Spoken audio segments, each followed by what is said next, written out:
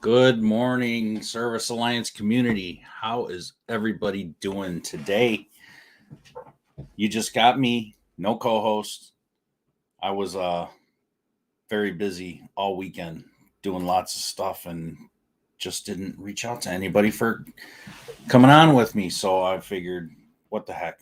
I'll just come on by myself and ramble a little bit and see where this thing goes. So how's everybody doing out there? Who's online watching? So wanna say hi to everybody. Adam's watching as usual. How you doing, Adam? We know we got a few others. People are starting to come in. So long weekend. What'd you do this weekend? Anybody do anything fun?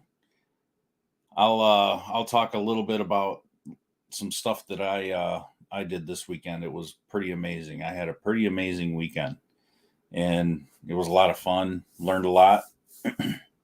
Let's see. Mom. Oh, morning. And I look like I said mom the way it read in the comments. How you doing, Dan? How you doing, Rob?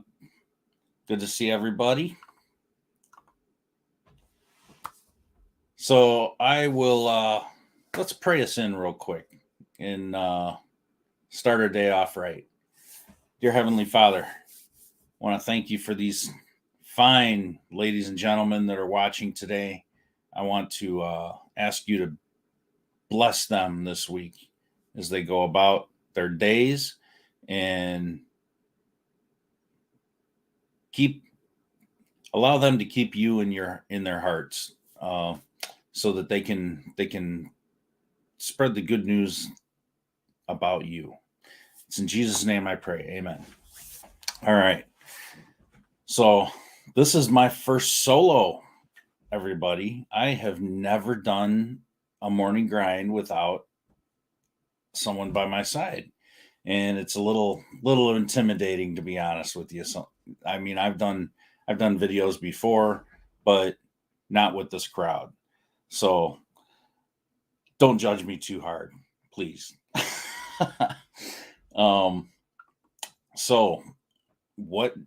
Good morning, Jeremy. What I did this weekend is my buddy's got a Corvette. I got my Camaro, and we had planned on going to the Henry Ford Museum up in Dearborn, Michigan. And I'd never been there. I've heard about it, never really knew anybody that it's actually been there. And I got to tell you, I was blown away. I thought, me and my buddy Rob, we brought our wives, and the girls are like, "Oh yeah, you and Rob are gonna go and look at the cars. You're gonna be doing your man stuff, and we'll find something else to do." And I'll tell you what, when we got there, every single one of us were shocked at how little it was about the cars. It was way more about Henry Ford as a person rather than what he did with the cars and just having it be a car show. So I gotta tell you, the museum that's there, if you've never been, it is absolutely massive. And they've got, like, as soon as you walk in, they've got, old historical kitchens and furniture and potbelly stoves and just all this stuff that's completely restored and shows you through the ages how everything progressed. And I got to tell you, the whole thing was about innovation. It wasn't about who accomplished this and who accomplished that. It was more about how the world has evolved through industry and history and everything. They've got the chair that Lincoln was shot in. They got, you know, they've got different vehicles there that are historical. They got the Lincoln that Kennedy was shot in. The Lincoln limousine. The Reagan limousine is there when he had his assassination attempt, and you can see where the bullet hit the edge of the door and stuff. And it's pretty neat how much stuff was there that had nothing to do with cars. And if you ever go, that's just the museum part. You need 2 full days. I mean, absolute full days to go through this thing. And good morning, Joe. And Saul, good morning. How are you? And anyway, so they've got this other part of the museum called Greenfield Village. Well, Greenfield Village, I thought it was like a settlement where he moved in houses and stuff like that. Everything that they tell you online does not do this place justice. Their Greenfield Village is 90 acres of Henry Ford's property that he bought. And he built his own church there. He moved an old schoolhouse there, or his actual schoolhouse that he went to school in, 1-room schoolhouse. So what he did is he started buying these buildings and actually had them disassembled and moved there and reassembled and restored. And it's amazing. I was shocked at what was there. Webster's house that created the Webster's dictionary, his house was there, and he saved it from being torn down. It had actually started to be torn down, and he brought it in. There's a cabin from George Washington Carver. He was friends with George Washington Carver. The entire farm from Firestone. Firestone Tires, the founder, Mr. Firestone, and Ford were obviously friends. Firestone started his rubber company, but he was also a farmer, and his entire homestead is there. They moved the house, they recreated the entire farm, including the barn, which is massive. The amount of houses that were there just blew me away. He was friends with Edison. Obviously all these people were inventors and creators, and they're all going through this innovation of their time at the same time. So they all became friends. and somehow they all needed each other. Firestone needed Ford needed Firestone for obviously the rubber, and then they both needed Edison for electric.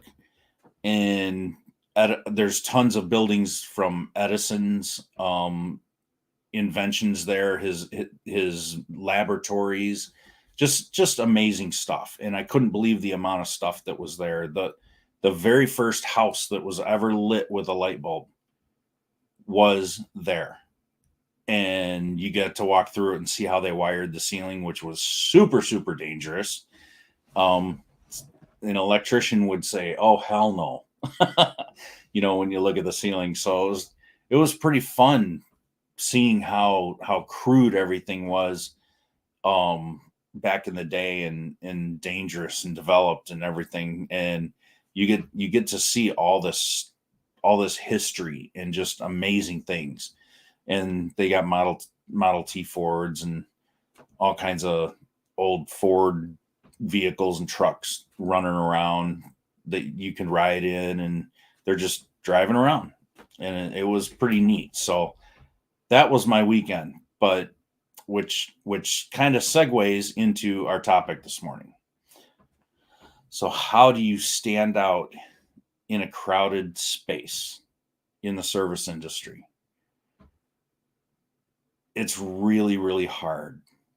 And as I went to Greenfield Village and saw all the things that Ford did, I started to realize who he surrounded himself with. He surrounded himself with other like-minded entrepreneurs, inventors, and people that were just going outside the box. They were cutting edge people. And he built this entire museum in the early 1900s in Greenfield Village. Were all done in the early 1900s, and it was all to showcase who was important to him and why, and he wanted to tell their story. And I just thought that was absolutely amazing how, yeah, he had a lot of money, um or even not, and used other people's money to make some things happen here. However, at that time, it was really hard to really connect with a lot of people in the different areas. Ford obviously had a lot of reach, but still, it's not like your neighbors. It's not like you see these people every week or every month. I mean, they may not have seen each other but maybe twice a year. So they didn't have phones that they could very easily connect to. um the wealthy and privileged definitely did, but it was still like very, very crude, and everything done by letter, most of the time.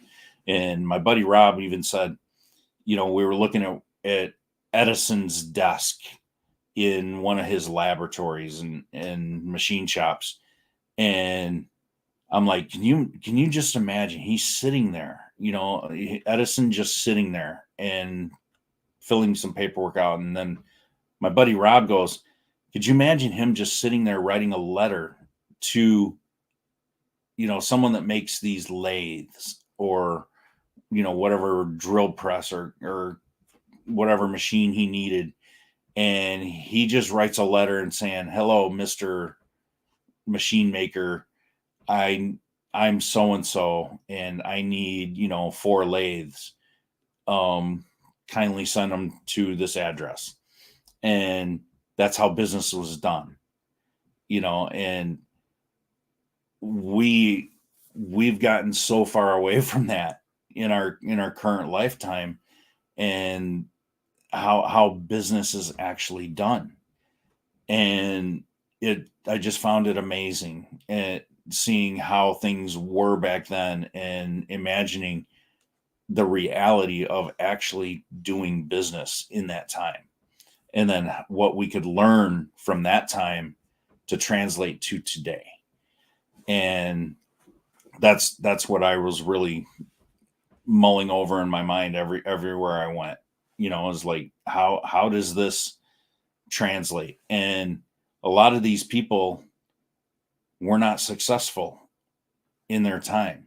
For example, Webster, Noah Webster, he obviously invented the American dictionary.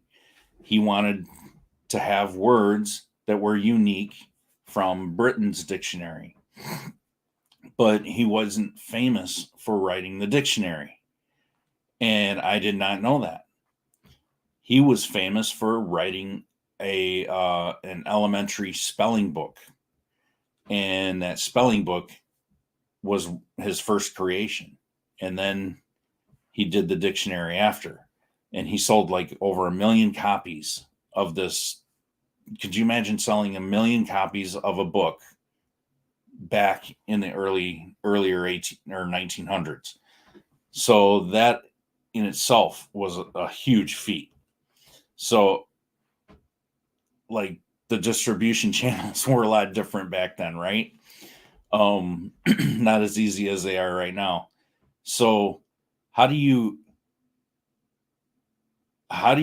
in this day and age as a business owner stand out and try to do something just a little bit different?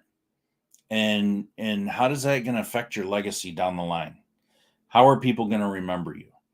How are you going to build something that's going to last for generations? It's easy to, I'm sorry, it's really easy to build something and build a business that can last, 10 to 20 years if you really work hard at it. But how do you think beyond that?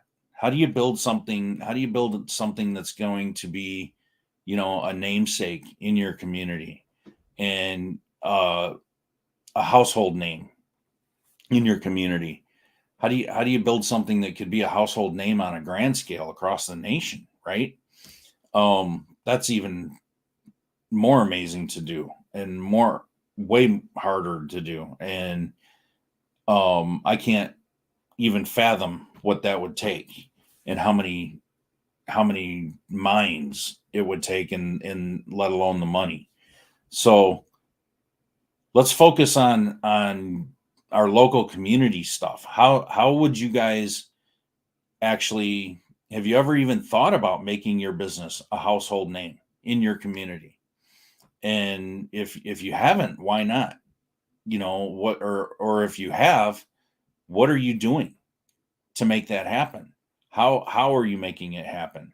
How are you setting yourself up with your, branding, and your target audience and things like that? um what technologies are you using? What advertising? What online branding initiatives are you thinking about? As a web developer, I have to think about that stuff with my clients all the time. But as a business owner in the service industry, how do you really do that? And it's really, really tough. I came from the collision industry, automotive collision industry. I bought into a chain of body shops.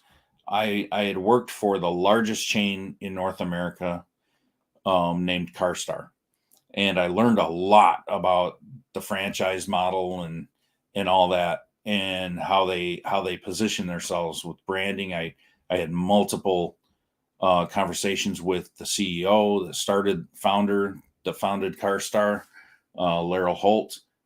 Awesome, amazing guy, and he taught me a lot about this type of thing, in how do you start something that's never been franchised. And then he became the biggest and first franchise in the collision industry. Well, then one of his ex franchisees ended up hiring me, and he started basically recreating his own version of a franchise model for his. And, in the few years that I was there, we doubled the size of the company and everything. And our goal and mission was to make it a household, a brand in our community that was known. Okay. And the vision was that we were going to go open these all across the nation, but we were only in northern Illinois at the time. And we only had, I think, 14 shops when I left. And then after I left, it only went up to like 18 shops and petered out, and they ended up selling it to another brand that was nationwide. And I always wondered what held them back. We grew in 2 years. We doubled the size. We went from 7 shops to 14, which is pretty quick growth in that industry. And everything had to run on processes. Before we could even start to really scale it, we had to get processes down. And once we had that down, then we could start working on getting the branding out and really focusing on that. But it was really hard when there's a lot of other competition and they're doing the exact same thing. They're trying to get the brand out. So like a lot of you independents, you're dealing with the Mr. Appliance, all the neighborly brands, and that's what they're trying to do. They're trying to make all their brands, Mr. Plumber, all their brands, their household name. And even they're having a hard time doing it. So how do you compete with something like that, like that's an actual franchise, when you're not a franchise and you're trying to make your brand really well known in your community? It's really, really hard. And I definitely don't have all the answers, but I wanted to have this discussion and talk to you guys about what you're doing. Tell me what you're doing. Like, have you even thought of this? What are you doing to help combat the competition in your market in that way so that your brand stands out, not just your service, but your actual brand? Let's see. Joe piped in. He says, I usually read my competition's reviews and try not to do the mistakes they do, things different that work. Yeah. So, I mean, it's always good to learn from other people's mistakes, but if you're not out there making your own mistakes, you're not working. I mean, you should be missing some shots, honestly. Michael Jordan, greatest basketball player of all time, in my opinion. That dude made a heck of a lot of shots, and he missed a whole heck of a lot of shots. But the more shots he made, the more he made. The more successful he was. His percentage of missed shots got lower and lower the more shots that he took. So it's a numbers game. Everything's a numbers game, obviously. It's always been that way. It's just the way the world works. It's simple math. The more you try something, the more skilled you get. And the more skilled you get, the less mistakes you make. And you can't do that by sitting on the sidelines and just watching everybody else like your competition. If your competition's going out there and making mistakes and you're watching their mistakes and that's all you're focusing on, then you're not really keeping up with them. So you definitely need to and I'm not just saying this about Joe or to Joe. this is in general. You need to go out there and make people start watching you instead of you watching others. Because when you're watching everybody else, you're not doing anything. It's a distraction. I had to learn that a long time ago. And when I start finding out that my competition started looking at me and they're trying to figure out how I'm doing things and they're mimicking me and copying me and everything, they say, the highest form of flattery is when somebody copies you. It's frustrating actually, but it is a good form of flattery because it means you're doing something right. And when people do something right, you want to mimic what they're doing right. And that's why people copy people. So who are you copying? Are you copying somebody? Are you doing what their basic process is and figuring out what their process is and reverse engineering that and then tweaking it to your own needs, but then testing different things? These visiting the Ford Museum this weekend, all these innovators, they tested everything. They tested so many different things to find out what worked and what didn't.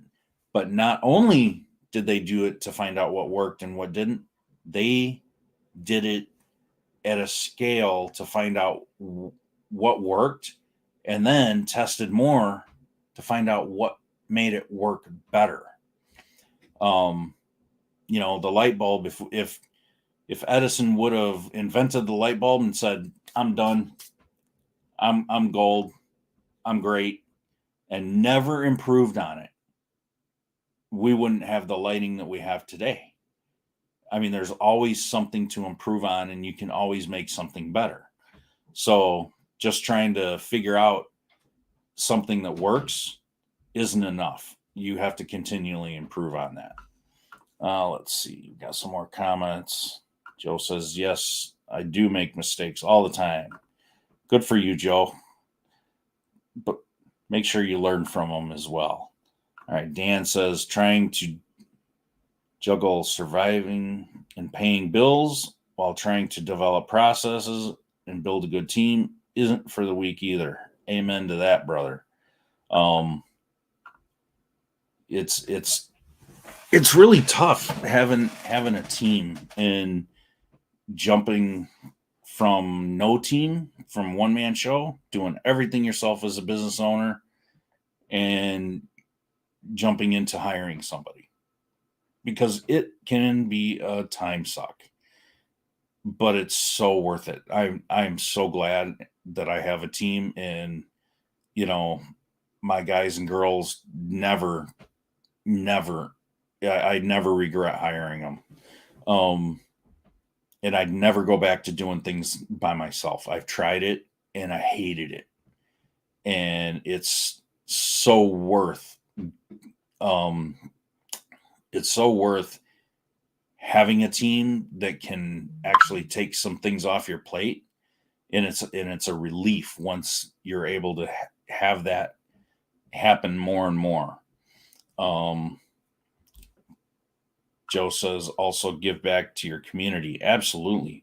If you're not contributing somehow to your community, I'll tell you right now, if you're not connected in your community, and I know some of you are in some rural areas, but if you want to get connected to your community and really just jump both feet in an easy way to do it, join a Rotary Club. I joined our Rotary Club a few years back, and it was before COVID, and then they kind of stopped meeting regularly and went fully online, and it was kind of awkward and weird. But when I was attending those meetings, I met a lot of people in the community. And in our area, we had one of the largest ones in Illinois. So I actually got to present on some search engine optimization things at this Rotary Club meeting, and they do so much for the community. It's just a massive room of business people, and they really do band together to work for the community.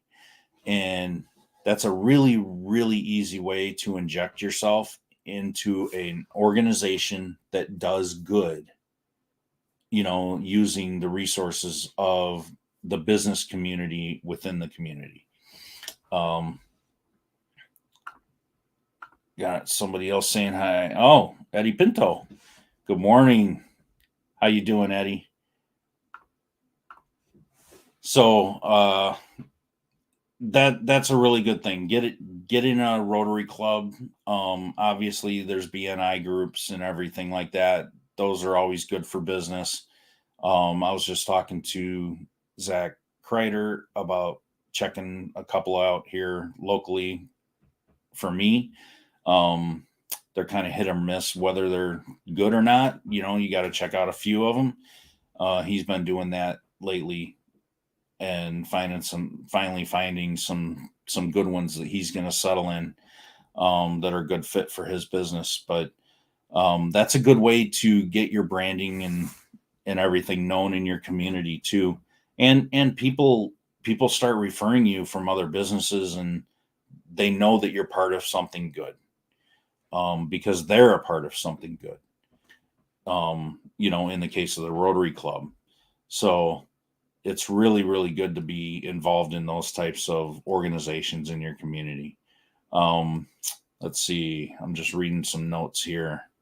So how are you guys, leveraging technology differently than maybe your employers are, or not employers, your competition? I'm sorry. Oh, been a long morning already. That's something else that you need to look at when you're looking at standing out from your competition. What tools are you using that they're not?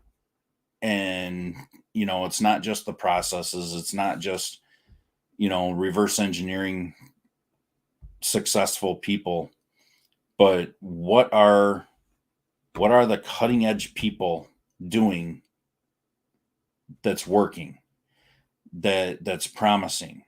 Even if it's not working now, is it promising enough to be successful later? That's what you need to look at. So I'm looking at this Ford museum. I'm looking at all these things that were early technology, and these Firestone, he was a farmer. He wasn't a rubber manufacturer. He was a farmer first. Then he started figuring out how to make the rubber work. And I mean, he didn't come out of the gate making, radial steel belted radial tires. He was making just some rings that fit around a wooden spoked wheel. And that was the tires back then. And they were making different things, not just tires. He was making all kinds of rubber things that were little things, and they had to test things. Ford had to innovate. Edison, Ford was good friends with Thomas Edison, and Edison had to innovate, and he had to try all these new things, and they had to be cutting edge in order to be able to succeed and move things forward, advance our civilization, basically. So what types of cutting edge things are there now that other people are doing that you can leverage? You don't have to be the cutting edge guy that creates all this stuff, but are you the cutting edge company that uses the technology that's available to you? So that's something to definitely think about as well. So I'm going to wrap up here. Been on about 35 minutes now. So what are you guys doing? What kind of cutting edge things are you guys implementing in your business? Or have you thought about it? Have you not thought about it? Go ahead and comment. I'd really love to hear from you guys about ideas and things that you're thinking about. Um, how are you staying ahead in the competitive landscape that is your community? And maybe you don't have a lot of competition in your community, but that doesn't mean that you can stay stagnant or that you should stay stagnant. You should always be looking to grow and move forward. I don't care who you are or how big you are or how small you are. If you're coasting along in your business and you're satisfied, then that's definitely a dying business. I'm sorry to say. It's that business will not last. You need to stay on top of this stuff. You can never ever stop being comfortable or start to be comfortable in your business. As soon as you start being comfortable in your business, that's the beginning of a downward trajectory in your business. You should never be satisfied. You should always be looking to improve, make it better, grow it, and streamline it every single time. Um, you know, different business owners, they look at ways to save money. I don't look at ways to save money. I look at ways that I can spend my money more wisely. Okay, so yeah, maybe I'm spending money wastefully and I can stop spending money wastefully on certain things. But that doesn't mean that I stop spending. I just move that same money into something else that actually is going to be beneficial for my business. And that's a whole nother thing that we can discuss in another episode. But nonetheless, you need to really think about things like that when you're looking at things. So you need to pick and choose. So let's see. We got no more comments. So evidently everybody's good. Everybody's just raking in the dough and innovating and doing all these things, and you guys have the perfect businesses. So um oh, got one here. Let me see. Oh, Joe, very good advice, Mike. Thank you, Joe. I do my best. But we'll wrap it up. And now the comments are starting to come in. So Dan says, we don't have much competition where I am, but we do use the latest tools for diagnostics and starting to think about diversifying into air, plumbing, etc. Yeah, I mean, you should diversify yourself. That's a really good point, Dan. If you're not diversifying yourself, you got all your eggs in one basket. That's really, really bad, and it's not sustainable. There is not one company on this planet that has ever succeeded and had all their eggs in just one basket. Um, every single business in the world has had to do multiple income streams and various income opportunities in order to expand and survive. I'll give you an example. Perfect example: Starbucks. You think Starbucks is a coffee company? You're absolutely wrong.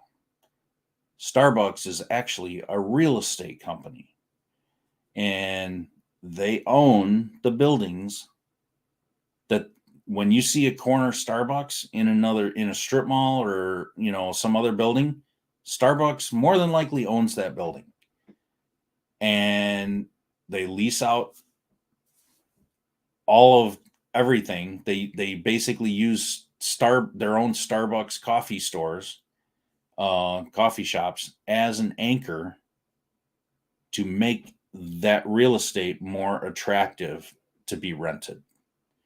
So they're really, really, really smart.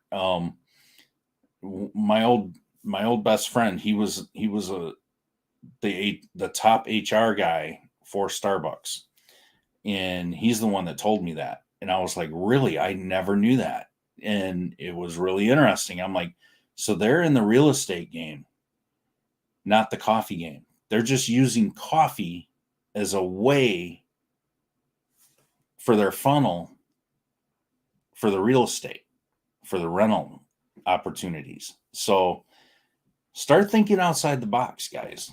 Start looking at other business models that people have. Maybe just doing appliance repair or plumbing, an electrician, HVAC, whatever you're doing. Maybe that's not the big ultimate thing. Maybe it is. But maybe you can use that to leverage into something bigger behind the scenes that nobody ever knows about. And you know what? That's something that none of us need to know about Starbucks. I had no knowledge of it. It didn't affect the Starbucks brand by me knowing that. But now I have a different view of the Starbucks brand. And I think it's brilliant, honestly. I think it's super, super smart how they've done that. McDonald's, they did the same thing. McDonald's, when they first started their franchising, McDonald's ultimately ended up, for every new franchise that got built, McDonald's bought the property and then they leased that property to the franchisee. So now McDonald's had full control over that McDonald's by owning that land that the building was built on. So they didn't have to fully own the business, but now they had control over that franchisee. And when the franchisees wanted to change the menu in their local market or do things differently, McDonald's corporate could say, we'll pull your lease. And that means we own the building as soon as that happens. So they had leverage. So I think it was really, really interesting how McDonald's went ultimately from a restaurant corporation into a real estate corporation as well. So there's two business models that are real estate related, and their food and drink isn't their really primary thing, even though they are money makers. But there's some behind the scenes things that none of us ever knew about, right? Or never thought about or checked into. So definitely think out of the box, guys. I'm going to let you go. You guys have a great, wonderful day. We've got our Alliance Business Conference coming up, just to tell you, on the 22nd of July. Let me see, June. I am all messed up today.